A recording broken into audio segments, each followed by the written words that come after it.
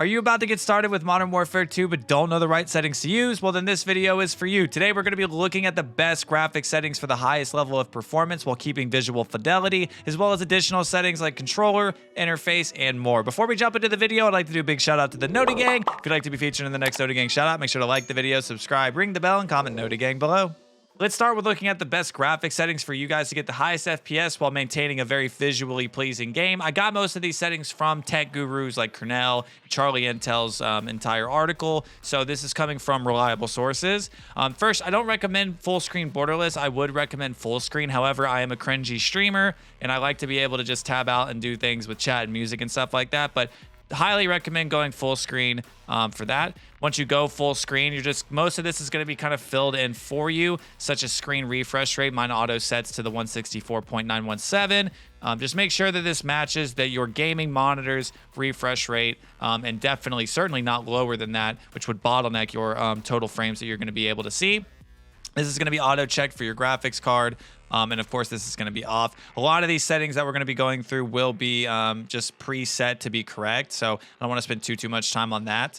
For the dynamic resolution, I think this comes checked. We want to make sure that this is unchecked completely. It is a very high tax on your system with not too much benefit. Aspect ratio, we want to keep automatic. All of these are just going to be preset for you, but make sure that your VSync is not on. That is not exclusive to Modern Warfare 2. I would not recommend that for any game that you play. Do not do VSync. Now, I actually saved this to do this with the live video. So we're going to set a custom frame limit together for you guys. So during the gameplay, you'll see that mine says 250. The reason I didn't want to mess with this prior to the video is I wanted to show you that out of the box, this is not what you want. It's going to set the standard 250. Make sure that it doesn't go higher than your screen's refresh rate. So I'm going to go ahead and set that to the highest that my screen will allow me to. The reason that it doesn't make sense to go higher than 165, which is my monitor's refresh rate, is that your system's going to be pushing performance that you're not even going to be able to experience. Your monitor is only able to show you a certain FPS limit.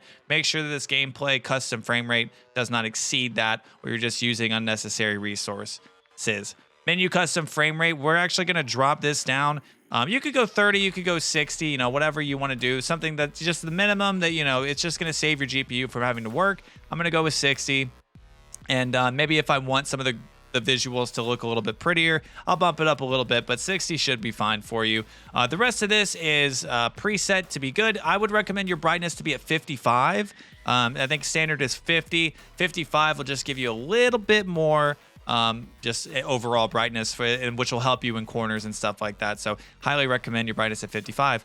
Now that we've got our display settings down, let's get into the quality. This is really the meat and potatoes, I think, of this video, and the reason that a lot of people are gonna want this. We're gonna switch whatever this is preset to custom, which is gonna allow us a little bit more within the system itself. And make sure your render resolution is 100. For some reason, mine came out of the box at 50.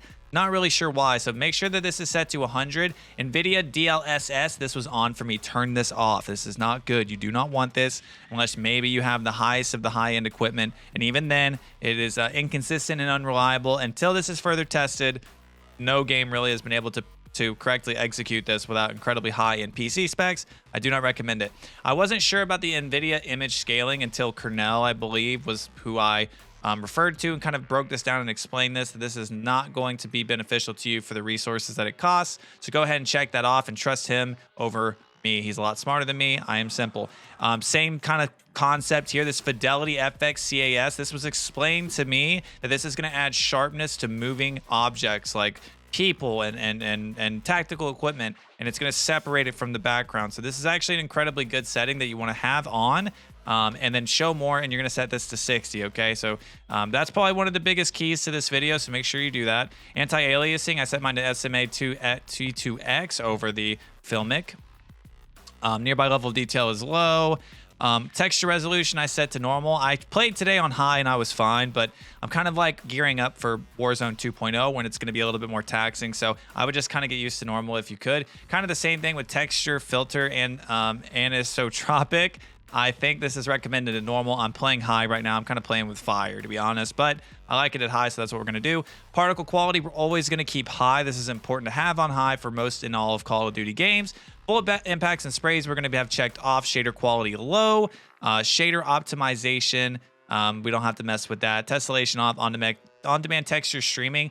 Again, I played with this setting today and I was okay, but apparently this is resulting in a lot of players experiencing packet loss. We don't like packet loss. Make sure you check this off. Something to mention, if you guys need to go back and pause this video to look back at any of the settings, I know I kind of talk fast sometimes, feel free to do that.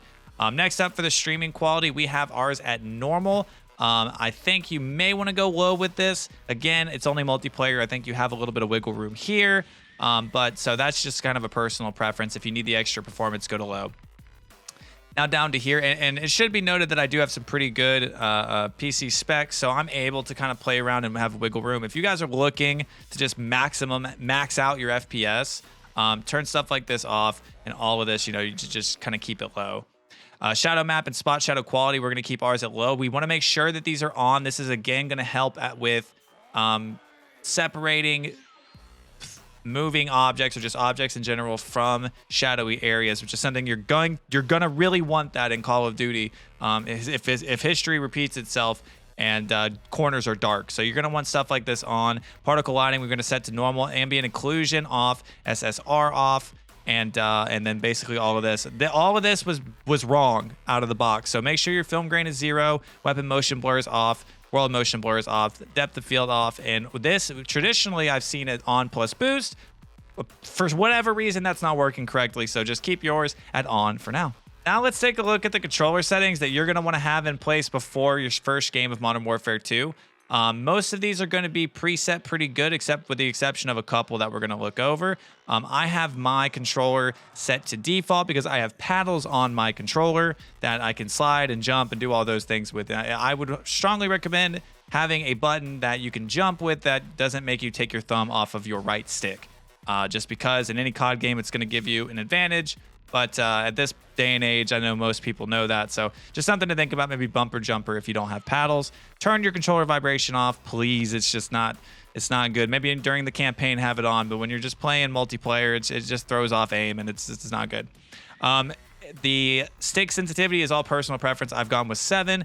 ADS sensitivity multiplier. Mine's at 0.85, trying to get closer to 1. I would go a little bit underneath 1. I've heard reports that aim assist is stickier underneath 1, but I would take that with a grain of salt. Sense multiplier, I'm not really touching that right this second. Most of this is good preset, except with the exception of a couple. I've set mine to automatic attack sprint, which I could not recommend enough. It's really, really good. Weapon mount activation, I have mine double tap ADS because of slide canceling. If you have this setting and you want to slide cancel, or if you want to slide cancel, then you need this setting to be in place. And tap to reload is really nice. And of course, armor plate, apply all for when the Warzone 2.0 comes out. For the advanced settings, I've gone with target aim assist on because that's just, you have to have that on as to have your aim assist. You don't want that off, trust me.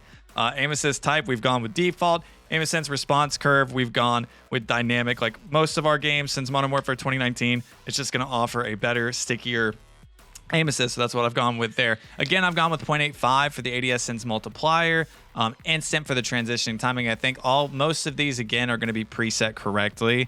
I don't have this custom sensitivity per zoom yet, but when Warzone comes out, I'll think about adjusting some of that, but for the time being, mine's fine. These are very good dead zone presets. If you guys would like to pause the video and try these if you're having dead zone issues, for most controllers, these settings are going to work for you. Now, if you're finding that some of your sticks are swaying when you're not touching them, you may want to mess with those a little bit more, but these are pretty good standard settings that don't come out of the box. So definitely try those if you need to do something with that. For sprint tactical behavior, mine is toggle. Auto moving forward, I have that off. Single tap to sprint for the tactical sprint behavior. I've turned ground mantle off because that's, again, it's a requirement for the slide, jump, or the slide, ADS, jump, slide cancel. So if you would like to try that, you can. And then the last setting that's 3 settings for the slide canceling is automatic ground mantle. Turn that off so that you can slide, ADS, jump, and then that is a slide cancel in this game. Everything else I don't think I've touched. I turned off parachute auto deploy for when Warzone comes out. Everything else is standard and good. Let me see if I've messed with anything else. I turned on quick C4 detonation again when Warzone comes out, being able to throw and then boom, just explode it in midair. You want that on. This comes preset off. And everything else is standard. So that's going to do it for the controller settings, guys. Let's jump into the next segment. Now let's take a look at the audio settings we've used for Modern Warfare 2. This is going to be quick because we really don't do much here. Make sure that your audio mix is set to headphones if you're using headphones. Master volume, this is going to be per unit, but obviously this game is very loud, as most people have pointed out. So just bring that down into an acceptable level that your ears aren't bleeding. For the music volume, I'd say set that to 0 pretty much across the board. Really no reason to have that unless you're playing campaign or something. Everything else is good at 100. Default system device is fine. I've switched my subtitles to all off. I just don't need those. And otherwise, everything else just being preset, just out of the box, is going to be good. So let's take a look at interface.